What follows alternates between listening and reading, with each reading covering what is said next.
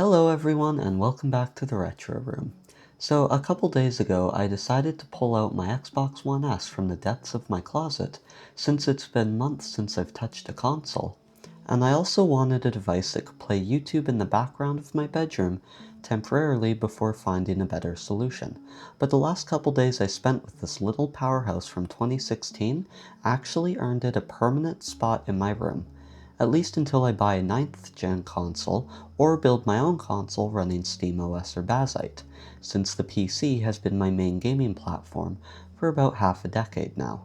Spec-wise, the Xbox One S released in 2016 as a mid-series refresh to the original Xbox One. The console came with a 2TB hard drive, although 1TB and 500GB models existed, an 8-core APU clocked at 1.75 GHz, an AMD GPU clocked at 914 MHz with 1.4 teraflops, and 8 GB of DDR3 RAM. It also has a 4K UHD Blu-ray drive, with support for 4K HDR output for media, but games tend to run better in 1080p as the console simply isn't powerful enough to drive 4K resolution for games without major sacrifices. So let's start with the good. The Xbox One lineup still gets updates to this day, providing new interface changes and security updates along with controller updates, because apparently even your controller needs firmware updates now. You also get access to a plethora of Xbox 360 and original Xbox titles running through backwards compatibility, so while not every 6th or 7th gen title is supported, a good chunk of them are. I used this feature the most to play Hydro Thunder! Hurricane! as it's my favorite Xbox 360 arcade title, and it runs great. I honestly recommend checking it out, as it's a really unique water racing game with some really cool gameplay moments.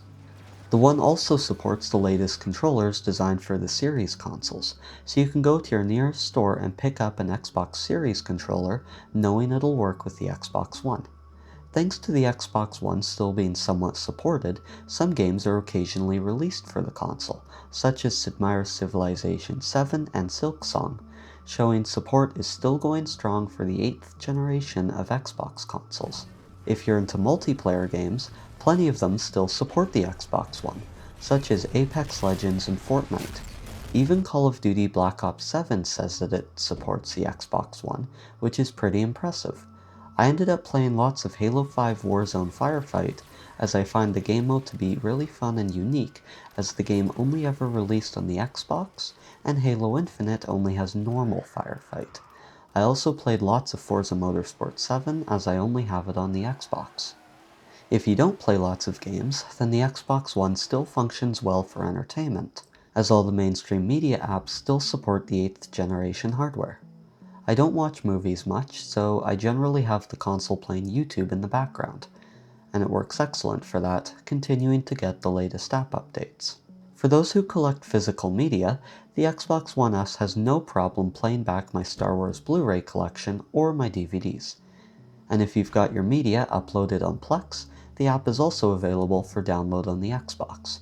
It was honestly refreshing after months of not touching a console to just kick back on my bed and play some games on the TV with an interface that just works, no messing around with game launchers, Proton compatibility layers, or the worst one, kernel level anti-cheat on Linux. It's such a good feeling to just sit down, pick up a controller and play a game, watch a movie, or throw on some ambiance in a seamless interface that just works. However, I've had no shortage of problems or just slight annoyances with using the Xbox One. Menu navigation is slow, painfully slow. The main interface has to take a couple seconds to load as I'm scrolling, and sometimes the Xbox will just freeze up to load content. Even worse, though, is installing games. Games can take forever to install when compared to my desktop, and it's not enjoyable one bit.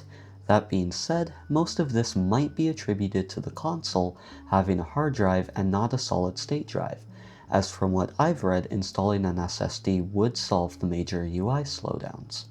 However, we can't talk about Xbox today without talking about the recent price bump to every Game Pass tier. I haven't really paid attention to Xbox over the last couple years, so I still tend to think back to the Xbox Live Gold days.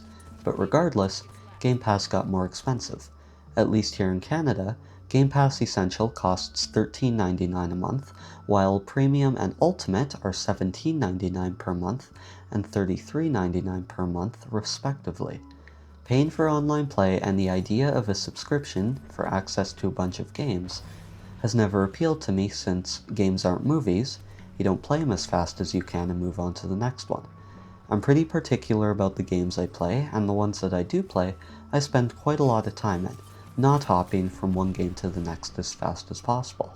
As of writing this video, I've got over 300 hours in Cyberpunk 2077, and over 2,000 between Halo the Master Chief Collection and Halo Infinite on Steam, so I honestly don't see the appeal for Game Pass, as I just buy most of my games on a sale when they come up, instead of paying per month for access to games I'll never play. And yes, I feel the same way about movie subscriptions, although those are made worse due to there being like 20 different services that you've got to choose from. Sorry, but I prefer to own my media and games. As for the part of Game Pass that's actually relevant to me, online multiplayer, I really wish Xbox could just have a tier under $10 that wasn't affected by the price increase and just supports online play, which is still ridiculous to me coming from a PC where you simply don't need to pay monthly for the privilege of playing multiplayer games. It's 2025 and online play should be free to all. Going back to the Xbox One's UI itself, my biggest complaint is how it comes down to how in the main menu, the bottom half is filled with advertisements for new games, gaming news, deals, Game Pass exclusives, and more. Just stop it, Microsoft. It's too much. I'm aware that yes, you don't need to click on this content, but there's a place for it, the Microsoft Store, not the home screen of your console. Which is something I love about the Steam Deck, as it doesn't shove a bunch of ads down your throat on the main page. It just shows the apps and or games you've opened in order of most to least recent, and the bottom half is for news and updates for the games you actually own in your library, as well as your friends' game activity, and a single tab for recommended games. For anything else regarding purchases, it's in the store, which I really appreciate Valve doing. Take notes, Microsoft. So, what do I think about using the Xbox One S in 2025? Honestly, it's still got so much potential when it comes to playing titles released during the 8th generation, especially those exclusives that never made it onto PC, as well as most Xbox 360 and original Xbox titles, which open up a whole nother world of games to be played without having to drop a couple hundred on a Series S or X.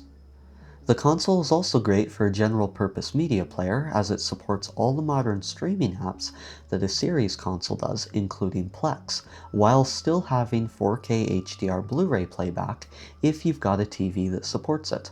Multiplayer is still alive and well on the Xbox One, as I had no problem getting into matches on Titanfall 2, Splitgate 2, or the Master Chief Collection, to name a few. Apex Legends and Fortnite are also obvious contenders, but I stay away from those games as I'm just not a fan of them. With all that being said, if you're looking to buy the One S today, I'd honestly just buy the One X, as it can be found for a similar or identical price second-hand, but it packs way more performance inside of it. It's safe to say though that the Xbox One S isn't going anywhere, and it has earned its place in my bedroom. That's all for today, and as always, stay retro, and I'll see you in the next video.